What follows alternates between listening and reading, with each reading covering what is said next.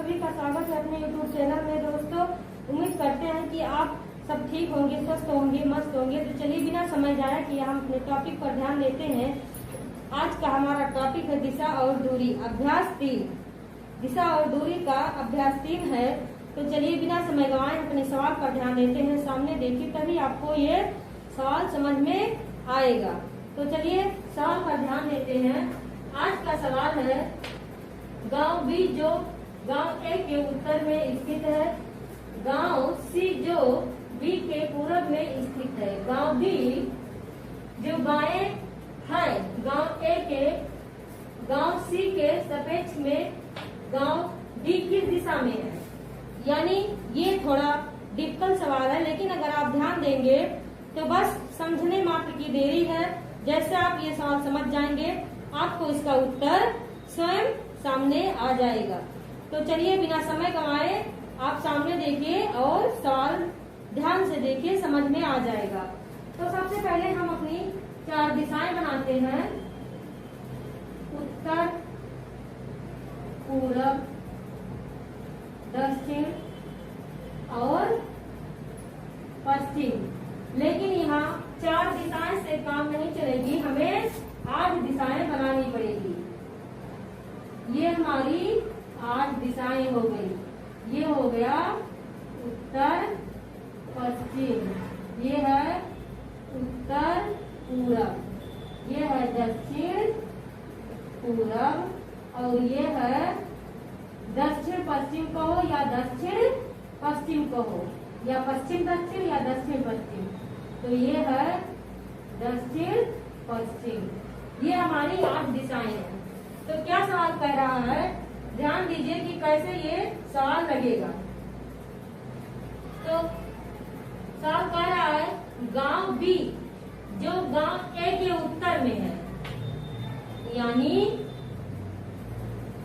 कैसे गांव बी जो गांव ए के उत्तर में स्थित है।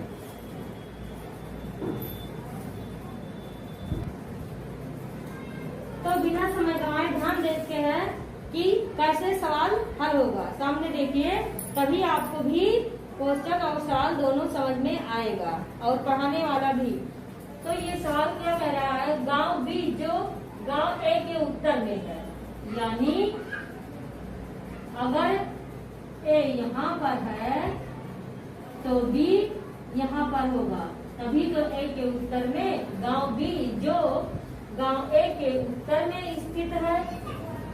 गांव सी जो गांव बी के पूरब में है, तो बी के पूरब में गांव सी है। तो देखिए, गांव सी जो गांव बी के पूरब में स्थित है, गांव बी जो बाएं है, यानी स्थित है गांव बी जो बाएं है गांव ए के बाएं, यानी ए के बाएं। तो वो या यहाँ हो सकता है या यहाँ हो सकता है, क्योंकि उत्तर में है तो ये उत्तर हो गया, लेकिन बाएं ये है कि ये है, ये क्लियर नहीं है। तो क्या है, गांव ए के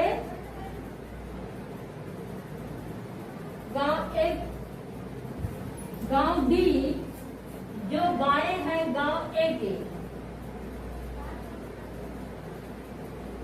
गांव सी के सापेक्ष में गांव डी किस दिशा में है। तो इस तरह से हमारा सवाल होगा। तो समझिए, जो यहाँ था डी, तो यहाँ नहीं होगा। किस लिए? क्योंकि ये उत्तर में बता रहा है, तो ये उत्तर में है, तो इसका बायां यही होगा, ये इसका दायां हो जाएगा। ये बायां है और ये दायां है, तो दायां का हमें कोई बात नहीं करनी है, इसीलिए ये हो जाएगा। तो हमारा ये रिश्ता पूछ रहा है सी और डी का, सी और डी का पूछ रहा है।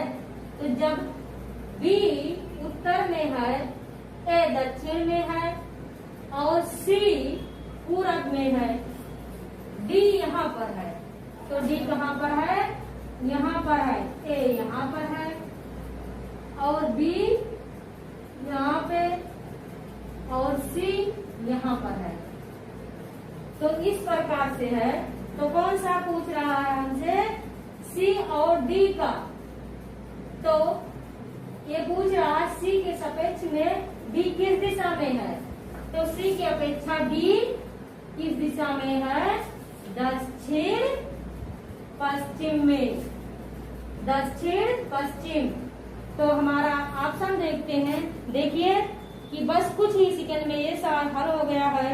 तो सामने देखिए और उसका उत्तर का जवाब दीजिए। देखिए कौन सा ऑप्शन सही है। तो हमारा पहला ऑप्शन है पश्चिम, दूसरा है दक्षिण पश्चिम, चौथा है दक्षिण और चौथा ऑप्शन है दक्षिण पश्चिम, सॉरी उत्तर पश्चिम, और पांचवा है इनमें से कोई नहीं। तो हमारा सवाल क्या है, दक्षिण पश्चिम कहो या दक्षिण पश्चिम कहो या फिर पश्चिम दक्षिण कहो। ये दिशा जो है इसे दक्षिण पश्चिम भी कह सकते हो और पश्चिम दक्षिण भी कह सकते हो, क्योंकि ये पश्चिम से दक्षिण में हो जाएगा और ये दक्षिण से पश्चिम में हो जाएगा। तो हमारा ये दूसरा ऑप्शन सही है। तो उसी प्रकार से बिना समय गंवाए हम अपने दूसरे सवाल पर ध्यान देते हैं। तो सामने देखिए और सवाल को ध्यान से देखिए, समझिए और उसका उत्तर दीजिए।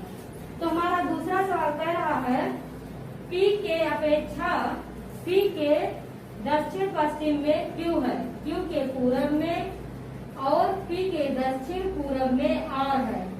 Q और P की सीध में लेकिन R के उत्तर में S है। बताइए कि P के किस दिशा में S स्थित है। तो ये सवाल ध्यान दीजिए तभी आपको समझ में आएगा। तो सबसे पहले इसे समझने के लिए हमें 8 दिशाएं बनानी होगी, जिसके लिए आपको सामने देखना होगा, तभी आपको ये सवाल समझ में आएगा। तो ये सवाल है, पहले आप दिशाएं बनाते हैं।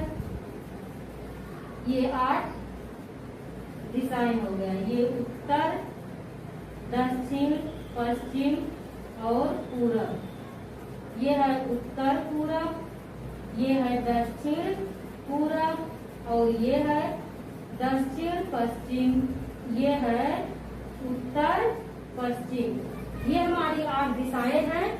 तो इसमें सबसे पहले क्या सवाल कह रहा है उसे हम ध्यान देते हैं। तो देखना ये है कि हम बिना समय गंवाए सवाल पर ध्यान देते हैं, टॉपिक पर ध्यान देते हैं। तो सामने देखिए और सवाल को हल कीजिए।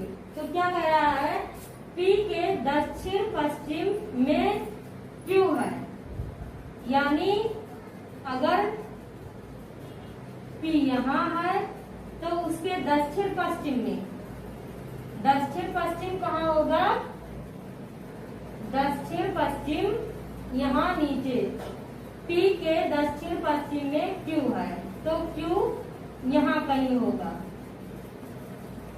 Q है, Q के पूरब और P के उत्तर पूरब, P के दक्षिण पश्चिम में Q है, यानी ये P है, ये 4 दिशाएं पहले है, ये P हो गया,